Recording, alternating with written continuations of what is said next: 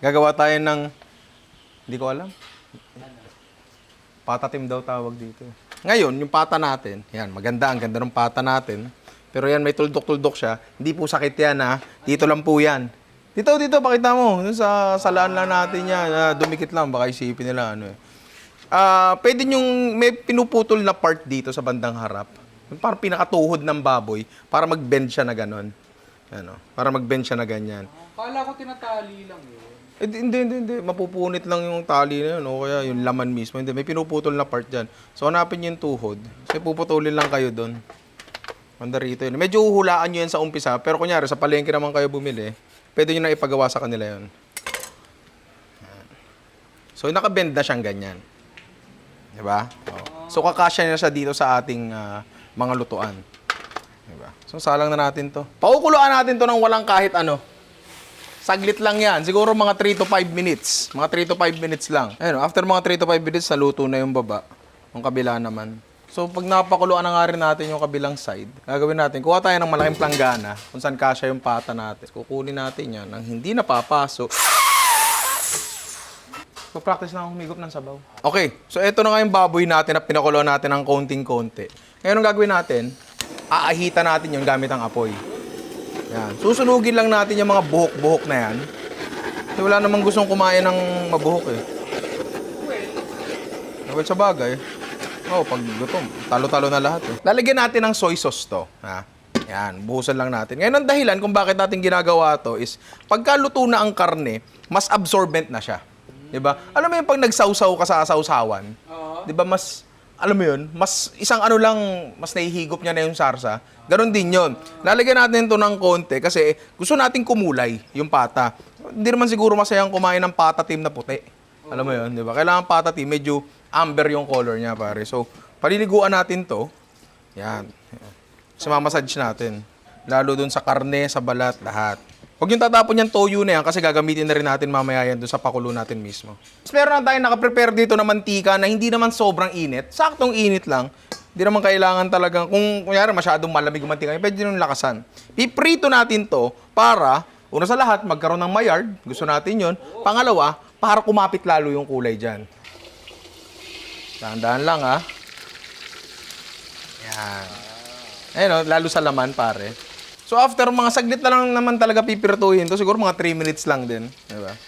Pwede nyo na siyang kunin, alisin nyo sa mantika, tapos lagyan nyo sa kahit anong lalagyan. Ako dito na lang, sa may toyo kanina, okay lang yun. Siguro good idea na yung showcase side or yung kung saan natin ipi-plate yung baboy, kung ano yung nakaharap, yun yung itaob natin para mas humigo pa siya ng toyo and mas maitim siya.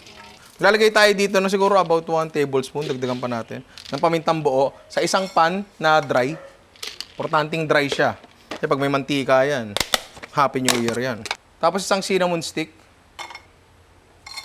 at dahon ng laurel. Yan. Tapos lulutuin lang natin yan ng medium heat. Saktong-sakto, Pasko na oh. Oo nga eh, no? Kay sigla ng gabi, ang lahat ay magsaya. Ayan, nakikita nyo, umuusok-usok na siya. Diba? Umuusok-usok na. And medyo naaamoy na namin, kahit malakas ang electric pan. Lalagay na namin siya dito, pare. Sa isang kaldero na to. Yan. Diyan, kung saan dyan natin bubuin ang sarsa natin. So, maghiwa na tayo ng mga dapat hiwain. Lagyan mo na yung leg mo rito.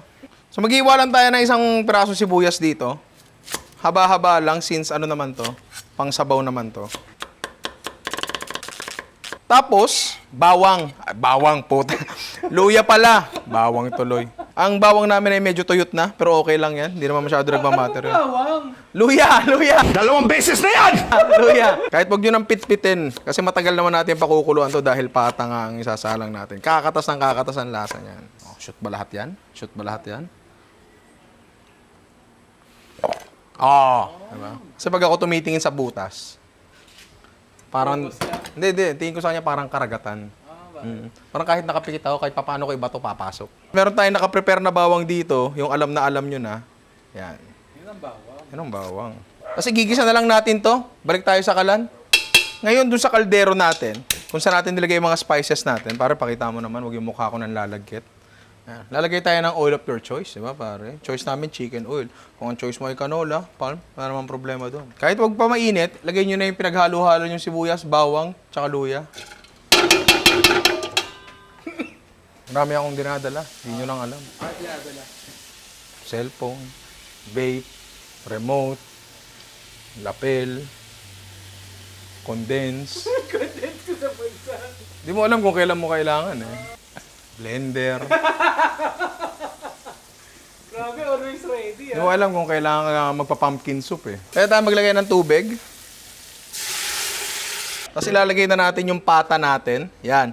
Presentation side up. Ha? So kung paano nyo siya ipe-present, yun dapat yung nasa taas. Kasi yun yung may less chance na madurog. Sino ba yung tumatawag na yan? Hello, Miss Lai? Apo. Pinagalitan ako. Tapos yung natirang toyo kanina, diba? Lagay nyo yan. Pre. Nothing goes to waste. Diba? Meron tayo ditong Chinese cooking wine.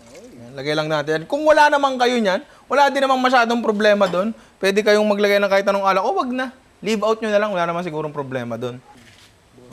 Botsi. Ang corny mo, kahit sa akin galing yung joke na yun. Ngayon natin yung sibot. Sa totoo lang, ang dami nagtatanong kung ano daw yung sibot. Gago, di ko rin alam. Parang tinaman to. Parang pinaghahalo-halong tangkay lang. Tangkay. Mga sanga lang yan eh. Hindi ko alam. Pero kasi masarap siya. Konting patis. Yan. Basa dyan patis eh. Number 155. Ayos ah. Tapos dadagdagan lang natin ng tubig to para naka-cover yung pata natin. Kasi pag di siya naka-cover, baka, alam mo yun, maiwan ng lambot yung taas. Tapos pakukuluan lang natin to at tatakpan natin. Yung pressure cooker kasi namin wala nang goma. Kasi lahat nawala, di ba? So normal na kaldero lang yan ngayon. Pag kumulo siya, hinaan nyo, ha? Hinaan nyo sa pinakamahinang apoy. Hindi totoo na ang malakas na apoy ay mabilis makapagpalambot ng karne. Hindi totoo yun. Mangyayari lang dyan, magkakadurog-durog siya. Pangit yun. Gusto natin, yung patatim natin, yung niluluto natin, hindi pala siya patatim. Ay nako, maggalit na naman yan eh. Sorry. Yung niluluto natin, pag inahon natin mula sa sarsa, buo pa rin talaga, di ba? So after niya kumulo, hinaan natin yung apoy, tapos magdodota muna ako. O kaya papagawa ko yung mga pinagawa sa akin ni manager. Narinig nyo? Oo, dami. Ang dami nun eh. Ano yan po? Sabi sa'yo, may nakakalimutan tayo eh. Leeks. Yan. Tapos ilalagay nga lang natin yung leeks dito. Nakalimutan ko pa. Yan, okay na yan. Sure, wala tayong nakalimutan. Ako na lang ang kinakalimutan. Cut! Nakalimutan pala ako. Ano? Kalimutan ka na naman? Hindi ko nakalimutan. Dried mushrooms, pare. Wala na nga akong salamin tsaka sombrero. Nasa office na nga ako eh. Nagpa-finding match na ako eh. Yun. Palagay ko, okay na to. Sobrang lambot, madudurog. Oo, pwede pala kayong mamili eh. Kasi yung medyo matigas ng konti, pero matatanggal nyo sa kaldero. Kaya sobrang lambot na sa kaldero nyo kainin. Tangina. Tapos gagawin nating sarsa, syempre. Yung pinagkuluan niya. Cornstarch and water mixture lang, pare. Tapos adjust nyo rin yung timpla. Toyo, asukal kung kailangan pa. Para sa akin, hindi na. Okay na to. Tapos pechay, o kaya bok choy, o kahit anong gulay na gusto nyo. Okay na yan.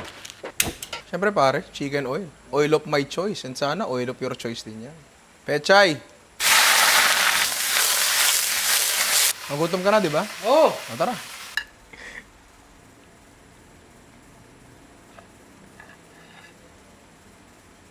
Uy, mushroom. Uy, another mushroom. Yan, tapos babagsak yan dun sa gulay. Tapos konting sesame oil. Uy! Konting sesame seeds. That's it, pare. Luto na ang ating patatim. Ano, pwede ko bang tikman to? Oo. Bakit? Kahit di ka na pa sumagot, kakainin ko to. Uy! Grabe naman yung bordo na mo. Oh my God. Ganyan ang puso ko tuwing nakikita kita. Uy! Naalog. Naalog siya.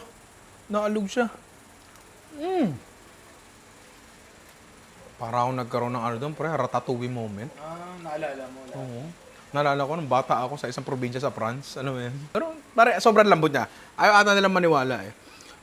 Ano to eh, lamang lang ng 2 minuto sa Jelly Ace eh. Oh, pare, ano ba yan? Okay naman. Sa'yo na yung kanin. Papapakin ko to. Ako'y nagbibiro lamang, Ginoong Kupal. Oras mo na para tumikim. Uy!